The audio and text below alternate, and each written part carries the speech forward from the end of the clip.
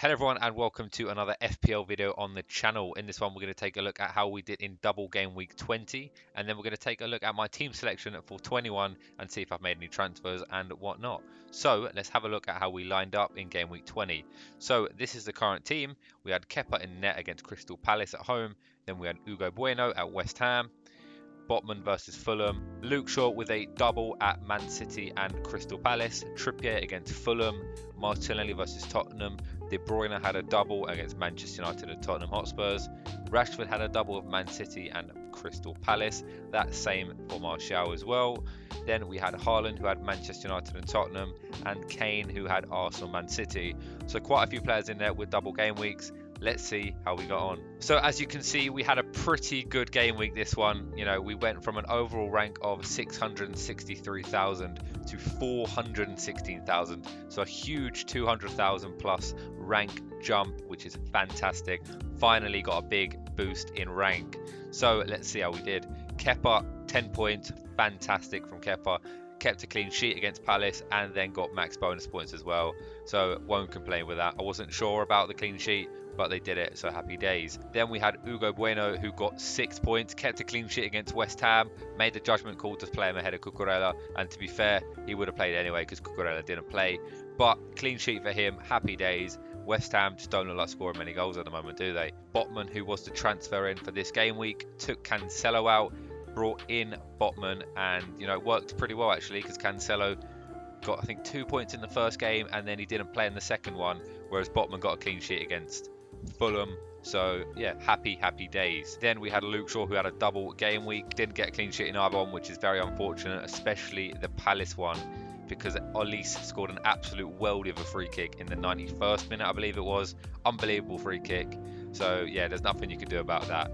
Close, but not quite far enough. Then we had Kieran Trippier. I don't know about you guys, but it's the same result every week with Trippier, isn't it? Points, and more points. The guy doesn't blank. Unbelievable asset. 9 points again. Unreal. Then we move on to the midfield now, and Martinelli blanked against Tottenham Hotspurs. It's not the easiest fixtures. It's a North London derby. It's a big rivalry match, so sometimes they can be a bit cagey, but to be fair, Arsenal looked absolutely fantastic in it. But Martinelli did blank. Then we had Kevin De Bruyne, who had a double game week, and he did get a return in the first one in the Manchester derby. And then in the Tottenham game, there were rumours that he was not going to play. He had an injury maybe, and he didn't train.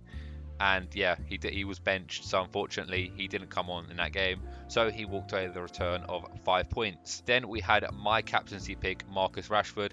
Like I keep saying, you got to play the man on form, and that's what I went for. A lot of people triple captain Haaland and went for captain Haaland. That is truly understandable. He was a great option this week. Understand it 100%. But for me, I went with the form. He had a double game week as well. So Marcus Rashford, 12 points, doubled to get 24 as well. Fantastic return. He did in fact beat Haaland again. So we made the right call again, which is absolutely brilliant. Buzzing with that. Got a goal in the Manchester derby. And yeah, walked away with the bonus points as well, I believe, because then he blanked against Crystal Palace. So moving on to the attack now, we have Haaland. Double game week, he returned with 1 goal against Tottenham Hotspurs, 8 points for him. Ideally, I would have liked him to blank because I didn't captain him. Any points that he scored basically gave me a down rank, but nonetheless, 8 points. Yeah.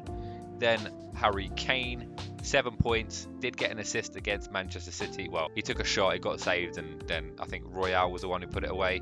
So yeah, 7 points for Kane, decent transfer in, I suppose. And then Tony, he wasn't in the original plan. I did have Martial instead of him. I saw that Martial had only trained for the Manchester derby the day before. So knowing Martial as well as I do, he's not fit, right? He's not fit. So I took the judgment call. Tony had Bournemouth at home. Excellent fixture. He's on good form. I took Martial out for a hit. It was a -4. Tony walked away with 9 points. Martial walked away with 1 point, I think it was. So in the end, it was a fantastic transfer out. Happy to own Tony moving forward as well, as he's a good fixture next week as well. So onto the bench now, and we had Ward, who got 2 points. Didn't keep a clean sheet. Leicester, not been great, have they, post-World Cup? So Ward is probably going to be on the bench for most games. Then we had Trossard, who fell out with De Zerbi and has actually now moved to Arsenal as well. So I don't think he's going to start for Arsenal, so that's a potential transfer I'll have to make to ship him out. Then we had Cucurella, another transfer I'm going to have to make at some point anyway.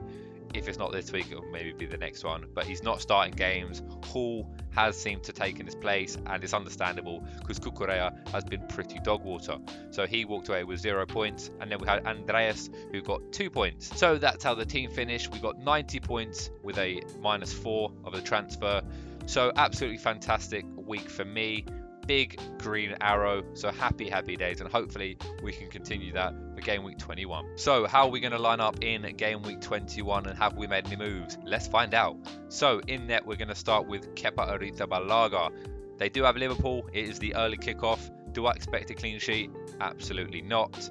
Liverpool, however, not in the best of forms, are they? They got battered by Brighton. There's a chance they could keep a clean sheet, isn't there? There always is, but I don't expect it. However, I do think he'll probably get a couple save points maybe. So, yeah, maybe he walks over 3-4 points or something like that. Then we have the 2 Newcastle lads against Crystal Palace. Now, Palace, they don't look to score many goals, really. I think they are better at home than they are away. But Newcastle, so solid defensively. I do expect this to be a clean sheet, if I'm going to be honest. So, hopefully, Botman and Trippier can get another clean sheet. Trippier probably gets max bonus points like he always does. And I'll be here next week telling you, you got to get Trippier, who gets 9 points every week. Then we have Luke Shaw, who has Arsenal away from home. And to be honest, that's probably the worst fixture you could have in the Premier League at the moment. Do I expect him to keep a clean sheet? Absolutely not. However, the people I have on the bench have awful fixtures as well. So that's why Shaw's in. Because defensively, United have been pretty solid, so there's a chance they can keep a clean sheet, but especially without Casemiro now, who got a yellow card, it's very slim. So onto the midfield now, and we have a new face in there. You can see Martin Odegaard. So we made the move. We brought out Trossard, who is a fellow Arsenal teammate now, and we brought in Odegaard instead. Odegaard's been in absolutely fantastic form. I have been monitoring him for a while. He's in a couple of my transfer target videos, a while back. And yeah, we finally made the move. 6.8 million. I think he could be going up in price to 6.9 million. But he's been fantastic for Arsenal. And, I do think Arsenal will score in this game. Odegaard's usually involved, isn't he? He's on some free kicks, whatnot like that. He's a captain. He's guaranteed to start in that cam position, attacking midfielder.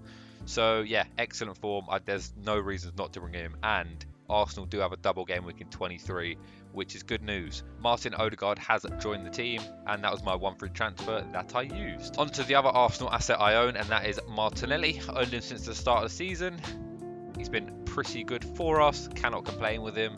He started off with 6 million. I'm not sure what he is now. I think he's 6.8. He is in fact 6.8. So yeah, against Manchester United, do I expect a return? Probably not, but he's more than capable of doing it. I think United are going to be much weaker now without Casemiro. And to be honest, unfortunately, I do expect Arsenal to beat us. I don't want it to happen, of course, but, if I could take the 2 blanks, I would, but I don't expect it to happen. Then we have Rashford on the other end of that fixture against Arsenal.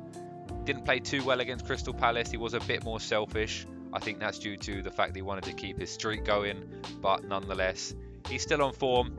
Definitely not out of form now because he blanked in 1 game, and he's definitely more than capable of scoring against Arsenal because of the pace he holds. He's able to get in behind.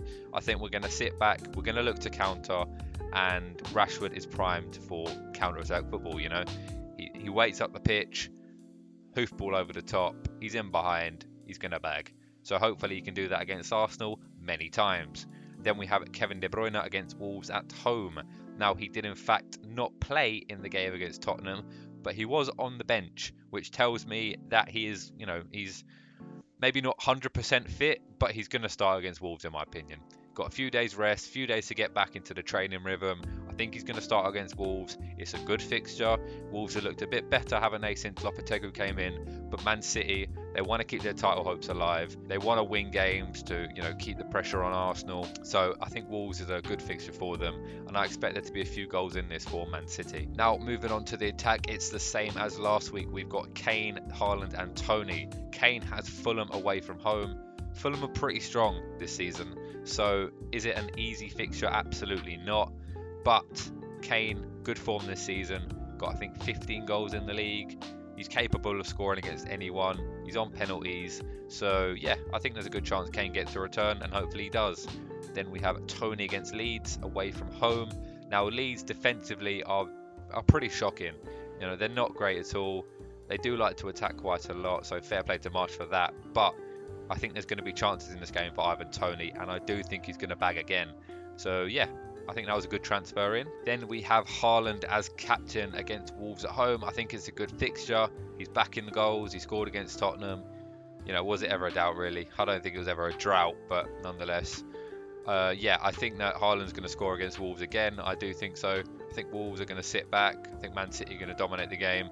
And if De Bruyne does start again, you know, he's going to be able to create chances for Haaland. And I think that Haaland will score. So, yeah, I think he's the obvious captain choice this week.